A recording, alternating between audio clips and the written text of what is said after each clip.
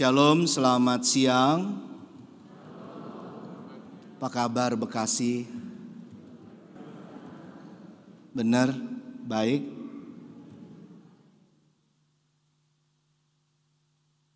Ada nabi yang menangis soalnya. Namanya Nabi, siapa bacaan kita? Yeremia. Dia dikenal sebagai nabi yang menangis. PPT boleh tampilkan. Bilang kiri kananmu, wes ojo nangis, yuk bilang jangan nangis. Bilang kiri kanan Anda, jangan lihat saya, lihat kiri kanan. Udah jangan nangis.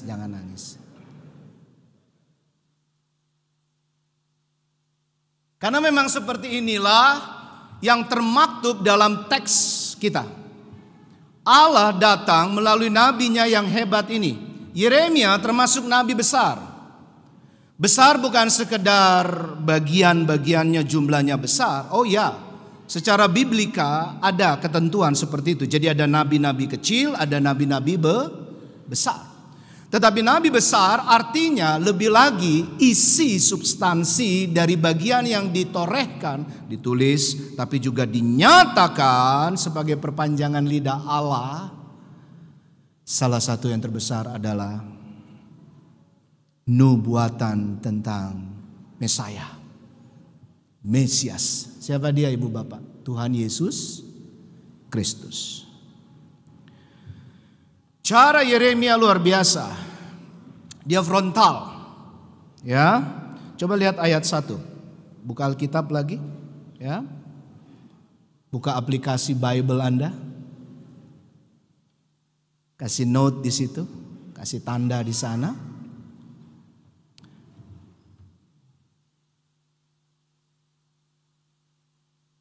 Bapak Ibu lihat ya, ada itunya ya, mana ya? Oh ada. Oke.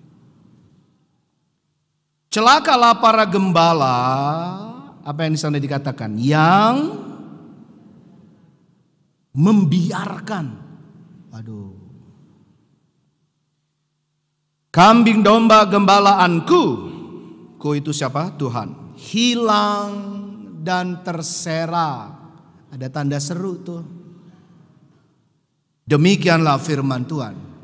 Bapak Ibu, ini langsung boom kepada para nabi-nabi palsu.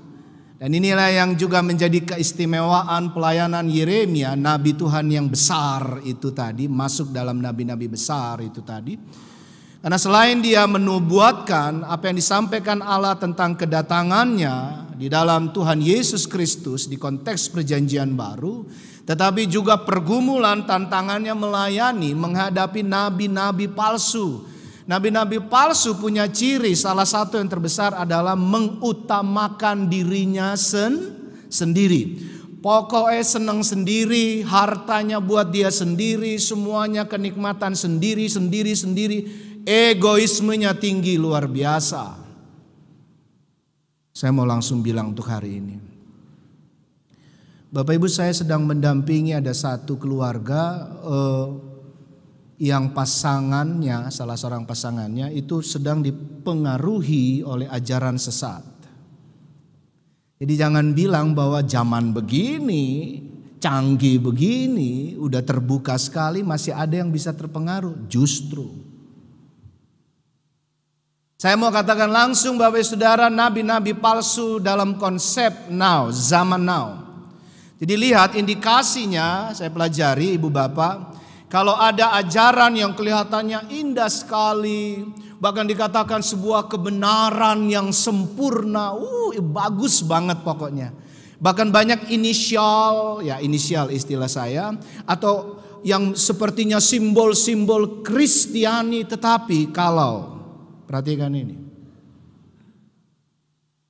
Kalau ujung-ujungnya ajaran itu hanya mementingkan untuk penghormatan, keuntungan si pemimpin ajaran itu, maka sudah bisa dipastikan itu ajaran sesat.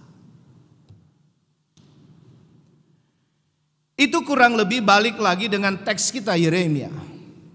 Yeremia menegaskan ulang bahwa yang dibawa kemuliaannya harus untuk Allah, Yahweh. Walaupun konteks Yahudi kuno dan sampai hari ini mereka enggak Gak berani saking menghormati kudusnya Yahweh gitu ya. Paling sebut Adonai, Tuhan.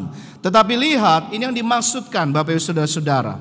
Yeremia menubuatkan, celakalah kamu para pemimpin, nabi-nabi, pemimpin agama, tetapi juga yang punya kekuasaan kuat sekali. Kamu akan dihukum. Ada hukuman kepada para pemimpin rohani Yehuda. Israel terpecah dua, kita tahu itu ya ibu bapak. Dua bagian besar, Yehuda dan Israel sendiri. Dan bagian Yehuda sekarang sedang bergumul.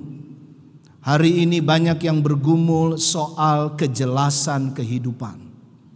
Kemarin saya melayani bersama teman-teman pemuda remaja di Nehemia tentang kecemasan ekonomi. Ya, financial, kecemasan tentang bagaimana pekerjaan, ada banyak yang di PHK. Tambah lagi prediksi-prediksi ke depan, katanya gelap, ekonomi gelap. Belum lagi yang masih ada potongan gaji. Betul, Ibu Bapak? Ada yang gajinya dipotong di ruangan ini, di online. Tanpa pretensi apapun, bukan untuk menghakimi, sungguh tapi dengan tulus saya mau berkata, tetap naikkan ucapan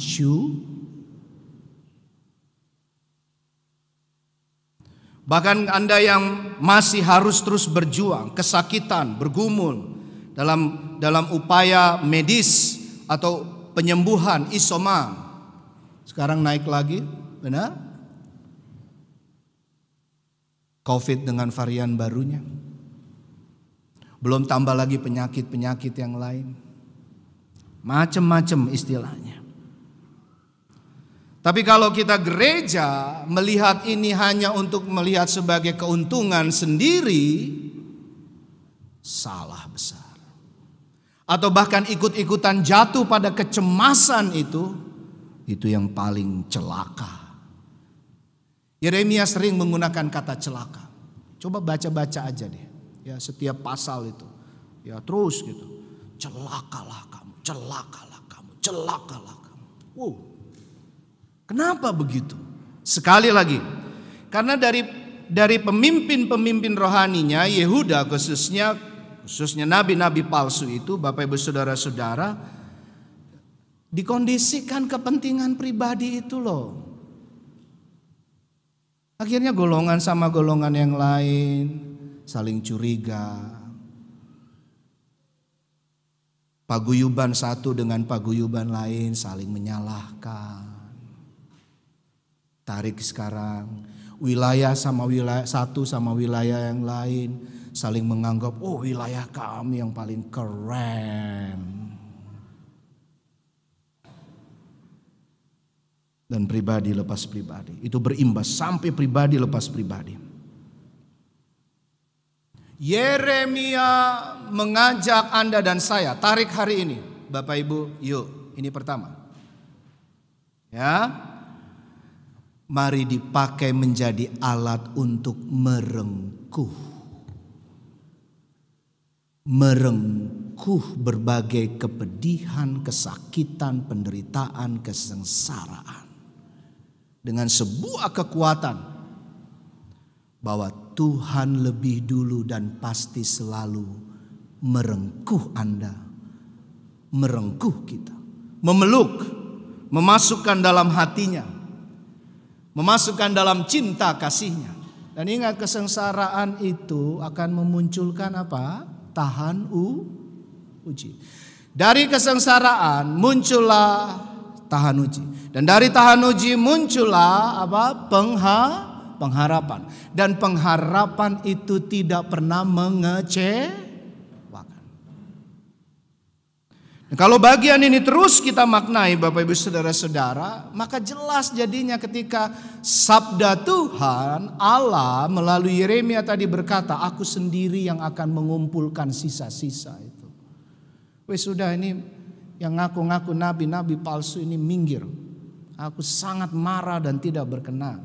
Lalu siapa yang akan merengkuh? Aku sendiri. Kurang lebih begitu dialog secara spiritual ilahi. Aku yang akan mengumpulkan, merengkuh mereka. Coba lihat ayat 3. Saya mau kita baca ayat 3. Ya. Sesudah kita bilang ojo nangis satu dengan yang lain, mari kita baca sama-sama ini. Dan ini menjadi kesegaran baru di dalam spiritual iman kita, dalam Allah Bapa, dalam Tuhan Yesus Kristus dan kuasa Roh Kudus. Sudah lihat ayat 3? Di depan juga ada 1, 2, Yeremia 23 ayat 3. Bareng-bareng. 3. Dan aku sendiri akan mengumpulkan sisa-sisa kambing dombaku dari segala negeri kemana aku mencerai-beraikan mereka. Lanjut. Dan aku akan membawa mereka kembali ke padang mereka. Mereka akan berkembang biak dan ya, Anda mau diberkati oleh Tuhan? Halo? Bapak Ibu Saudara, kalau engkau mau diberkati oleh Tuhan, persilahkan dirimu dengan tangisan, kesengsaraan, pergumulan, kesakitan masuk pada pelukan rengkuhan Allah. Di dalam Allah, mungkin kita kira kita lonely, sendiri, sepian. Tapi Anda tidak pernah sendiri. Tidak pernah sendiri. Allah dalam Tuhan Yesus Kristus mencintai keluargamu. Allah dalam Tuhan Yesus Kristus dan kuasa Roh Kudus mengasihi tugas pekerjaan dinasmu. Allah dalam Tuhan Yesus Kristus mengasihi engkau lewat seluruh pendidikanmu, studimu, sekolah, kuliahmu. Allah dalam Tuhan Yesus Kristus dan kuasa Roh Kudus. Dia Allah yang merengkuh seluruh keberadaanmu di tengah kehidupan sosial masyarakat. Online, onsite. Berhenti mengatakan kayaknya yang lebih asik, lebih hebat yang onsite. Tidak. Online, onsite sama di hadapan Tuhan. Yang Alkitab yang mana? Yang di sini apa yang di sini?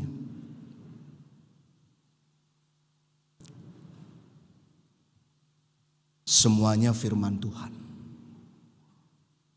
Tetapi apa? Dengar yang paling penting. Baca kalau kita sekarang. Kalau enggak, kalau layangan itu lewang ibu bapak, putus. Kalau layangan sudah lewang, ya sudah tinggal dibawa kemana saja dan nanti jatuhnya di mana ya sudah. Kalau jatuhnya masih di tempat yang cukup baik masih mending. Kalau kita orang Jawa istilahnya masih untung. Bisa ngerti maksud saya? Tapi kalau jatuhnya sudah nyun sewu, pangapunten. Kalau jatuhnya sudah diselokan, digot. Allah tidak mau Anda dan saya jadi layangan yang lewang. Putus, tidak. Jangan putus hubungan dengan Tuhan.